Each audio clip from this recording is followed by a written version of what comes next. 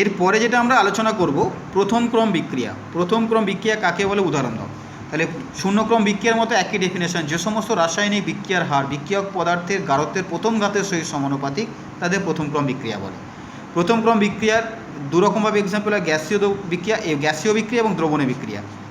একটা সুন্দর এক্সাম্পল এখানে বলা হয়েছে N2O5 গ্যাস থেকে 2 অণু NO2 এবং O2। এই বিক্রিয়া যেটা দেখা গেছে যে বিক্রিয়ার হার N2O5 এর প্রথম ঘাতের সহিত সমানুপাতিক, তাহলে প্রথম ক্রম বিক্রিয়া। ঠিক একইভাবে এই বিক্রিয়ার ক্ষেত্রে দেখা গেছে যে হাইড্রোজেন পেরক্সাইডে 2 অণু লাগলেও সেখানে কিন্তু এটা বিক্রিয়া পদার্থের প্রথম ঘাতের সহিত সমানুপাতিক। মানে এইগুলো পরিষ্কার নির্দেশ করছে এরা কখনো এক ধাপ সম্পন্ন বিক্রিয়া নয়। এক ধাপ সম্পন্ন বিক্রিয়া হলে আণবিকতা 2 এবং ক্রমটাও 2 হয়ে যেত, অর্থাৎ জটিল বিক্রিয়া। এদের সামগ্রিক ক্রম হচ্ছে প্রথম ক্রম। এবার নেক্সট যেটা আমরা চলে যাব যে প্রথম ক্রম বিক্রিয়ার অবকলিত হার সমীকরণ থেকে সমাকলিত হার সমীকরণ আমরা কি করে প্রতিষ্ঠা করব। এবার ঠিক আগের মতোই আমরা একটা ধরি একটি প্রথম ক্রম বিক্রিয়া এ থেকে বিক্রিয়াজাত পদার্থ। বিক্রিয়া শুরু হওয়ার টি সময় পরে বিক্রিয়কের গাঢ়ত্ব এ হলে তাহলে অবকলিত হার সমীকরণটা হবে -dA/dt equal to k into concentration of A, যেখানে কে হচ্ছে বিক্রিয়ার হার ধ্রুবক। এরপরে বলছে যদি বিক্রিয়া শুরু হওয়ার শুরুতে এ এর গাঢ়ত্ব বা বিক্রিয়কের গাঢ়ত্ব যদি এ ধরা স্মল এ এবং টি সময় পরে যদি এক্স মোল পরিমাণ বিক্রিয়ক পদার্থের গাঢ়ত্ব হ্রাস পেত, তাহলে প্রাথমিক গাঢ়ত্ব হচ্ছে এ, এক্স পরিমাণ হ্রাস পাচ্ছে, তাহলে টি সময় পরে গাঢ়ত্ব কী হবে A-X, অর্থাৎ concentration of A will be equal two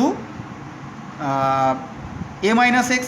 এবার বলছে এই অবকলিত সমীকরণে এই A-X মানটা বসিয়ে দেবো। তাহলে ডি এ, এবার এ হচ্ছিল ধ্রুবক, কারণ প্রাথমিক গাঢ়ত্ব একটা ফিক্সড রাশি, তাহলে dA/dt ধ্রুবক রাশি ডেরিভেটিভ করা মানে 0, আর এই -dx/dt, তাহলে মাইনাসে মাইনাসে প্লাস হয়ে গেল dx/dt আর equal to k into A-X। পরের পেজে যেটা আমরা দেখতে পাবো A-Xটাকে নিচে নিয়ে এসেছি আর কে ইন্টু ডিটি করেছি, কারণ আমরা ইন্টিগ্রেশন করব, সমাকলন করে পাই।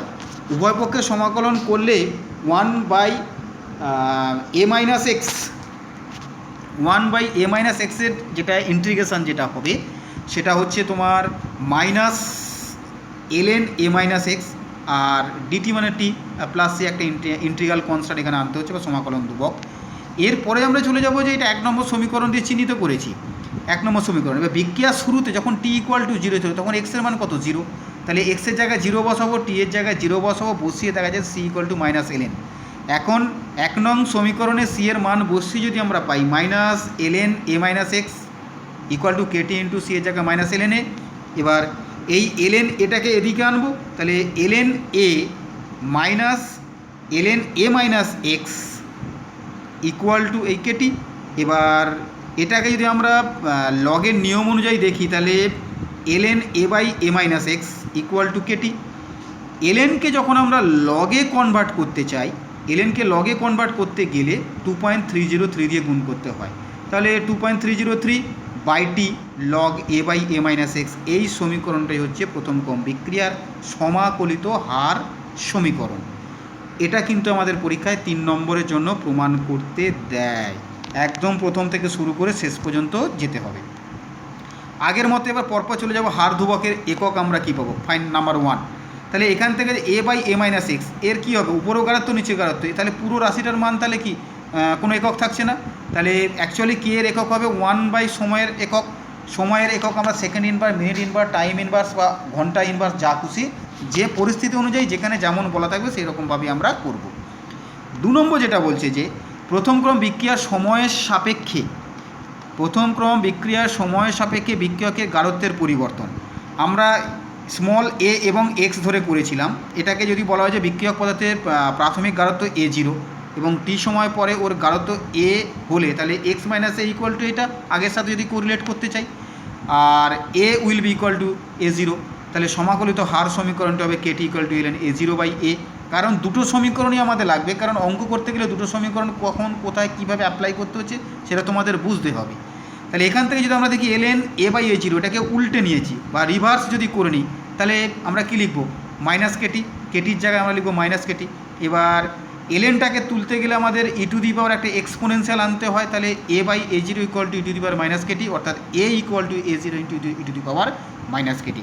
এটাও বলছে যে প্রথম ক্রম বিক্রিয়ার সমাকলিত হার সমীকরণের গাণিতিক রূপ, যেখানে এ হচ্ছে বিক্রিয়ক পদার্থের গাঢ়ত্ব টি সময়ে আর A0 হচ্ছে বিক্রিয়ক পদার্থের গাঢ়ত্ব যখন বিক্রিয়া শুরু হয়নি বা প্রাথমিক গাঢ়ত্ব। এবার বলছে যদি বিক্রিয়ক পদার্থের গাঢ়ত্ব এ ভার্সেস সময় যদি আমরা লেখচিত্র অঙ্কন করি, তাহলে এখান থেকে পরিষ্কার দেখা যাচ্ছে যে টাইম যত বাড়বে কেটি এর মান তত বাড়বে, কেটি এর মান বাড়া মানে e⁻ কেটি এর মান তত কমবে। কিন্তু কমাটা কিন্তু গ্র্যাজুয়ালি নয়, সেটা এইভাবে কমবে না, সেটা কমবে কি এরকম এক্সপোনেনশিয়ালি।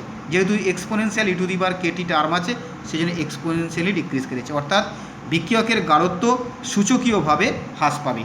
এই সমীকরণ থেকে যদি আমরা বলতে পারি যে কোনো একটি প্রথম ক্রম বিক্রিয়কের গাঢ়ত্ব বনাম সময় যদি আমরা লেখচিত্র অঙ্কন করি, সেটা তাহলে সূচকীয়ভাবে হ্রাস পেতে থাকবে, এরকম একটা রেখা আমরা পাব। নেক্সট যেটা আমাদের বাকি থেকে যাচ্ছে যে বিক্রিয়াজাত পদার্থের গাঢ়ত্বের সাথে সময়ের সম্পর্ক। প্রথম ক্রম বিক্রিয়ার সমাকলিত হার সমীকরণ যদি আমরা লিখি ln a/a-x equal to Katie, এটাকে উল্টে নিলাম, অর্থাৎ x মাইনাস a/a এটাকে উল্টে নিয়ে এইভাবে যদি তাহলে মাইনাস কেটি, তাহলে a-x/a equal to e⁻ Katie. এটাকে তোমরা ওই ক্যাপিটাল A আর A0 ধরেও করতে পারো, কোনো অসুবিধা নেই।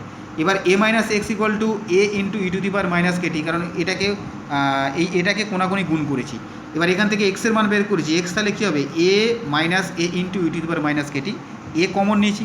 এবার তোমরা নিজেরাই ভালো করে খেয়াল করো, টাইম যত বাড়বে কেটি এর মান তত বাড়বে, আর কেটি এর মান বাড়াবাড়ি e⁻ কেটি এর মান তত কমবে। এবার 1 থেকে এই যে রাশিটা তত কম বিয়োগ হবে, তার মানে টোটাল থার্ড ব্র্যাকেটের যে মানটা তত বাড়বে। কিভাবে বাড়বে? এক্সপোনেনশিয়াল বা সূচকীয়ভাবে বাড়বে। অর্থাৎ বিক্রিয়াজাত পদার্থের গাঢ়ত্ব এক্স, তো বিক্রিয়ক পদার্থের গাঢ়ত্ব হ্রাস ছিল, তাহলে বিক্রিয়ক পদার্থের এক্স যদি গাঢ়ত্ব হ্রাস হয়, তাহলে ওটাই বিক্রিয়াজাত পদার্থের গাঢ়ত্ব বৃদ্ধি পাবে। বিক্রিয়াজাত পদার্থের গাঢ়ত্ব বনাম টাইম যদি লেখচিত্র অঙ্কন করি, দেখা যাবে একটা সূচকীয়ভাবে বৃদ্ধি পাচ্ছে এমন একটি সরলরেখা আমরা পাবো, বা সরলরেখা বললে ভুল হবে, বক্ররেখা আমরা পাবো। নেক্সট আমরা চলে যাবো অর্ধায়ু। ভেরি ইম্পর্টেন্ট, পরীক্ষায় প্রচুর আসে যে একটি প্রথম ক্রম বিক্রিয়ার অর্ধায়ু প্রাথমিক গাঢ়ত্বের উপর নির্ভরশীল নয়, প্রমাণ করো। আমরা তাহলে অর্ধায়ু ডেফিনেশনটা আগে বলে দেবো। সংজ্ঞা, দেখো আমি এখানে সংজ্ঞা কিন্তু ফাঁকা রেখেছি, বলতে হবে প্রথম ক্রম বিক্রিয়া প্রাথমিক গাঢ়ত্বের অর্ধেক হতে, বিক্রিয়ক পদার্থের প্রাথমিক গাঢ়ত্বের অর্ধেক হতে যে সময় লাগে তাকেই বলছে ওর অর্ধায়ু। এবার এ থেকে প্রোডাক্ট,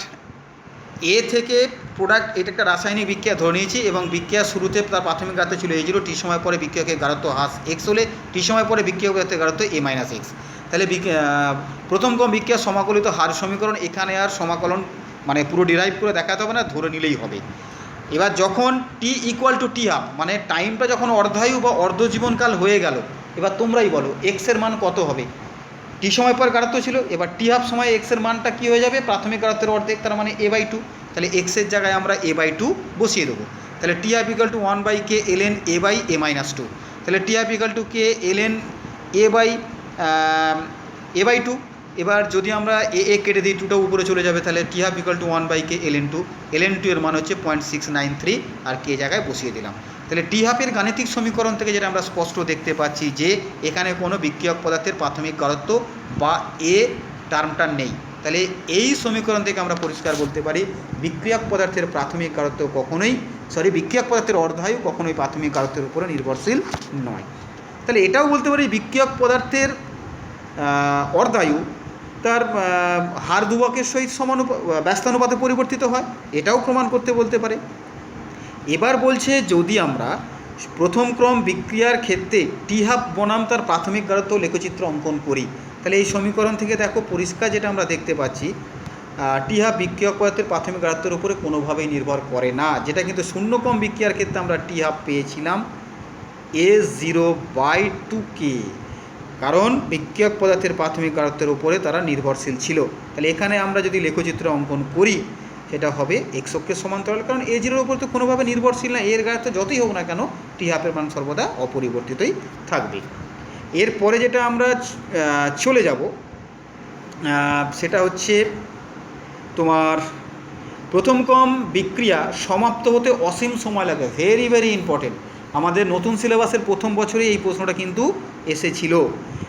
এবার আমরা প্রথম ক্রম বিক্রিয়া সমাকলিত হার সমীকরণ থেকে আমরা এটা পেয়েছিলাম a সমান a0 × e⁻ কেটি, যেই সমীকরণ নেব সঙ্গে সঙ্গে কোনটা কী রাশি বলে দিতে হবে।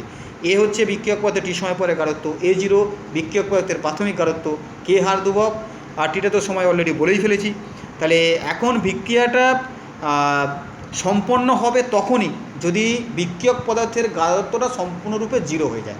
প্রাথমিক গাঢ়ত্ব তো 0 হবে না, বিক্রিয়ার গাঢ়ত্ব ক্রমশ হ্রাস পেতে পেতে পেতে টি সময়ে এ হয়েছিল। তাহলে টাইমটা যখন কমপ্লিশন হবে অর্থাৎ তখন টি সময়ে যে গাঢ়ত্ব ওইটুকু আর থাকবে না, অর্থাৎ এর মানটা তখন 0 হয়ে যাবে। অর্থাৎ 1 নং সমীকরণে এর মান যদি আমরা 0 বসাই তাহলে 0 = A0 × e⁻ KT।